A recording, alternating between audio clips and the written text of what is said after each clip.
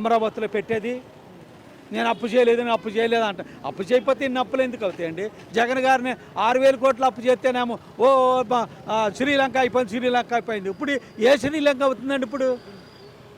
ఇప్పుడు అన్ని మన మన మన మన మన ఇండియాలో అన్ని రాష్ట్రాల కన్నా ఎక్కువ అప్పు చేసింది ఈయనే కదా.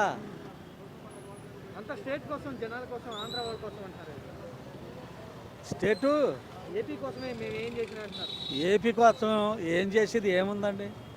ఇసుక ఫ్రీ అన్నారా? ఇసుక అంతా మామూలే, బయట అమ్ముకుంటున్నారా? ట్రాక్టర్ వచ్చి 10,000, 8,000, 9,000, లారీ వచ్చేమో 50,000.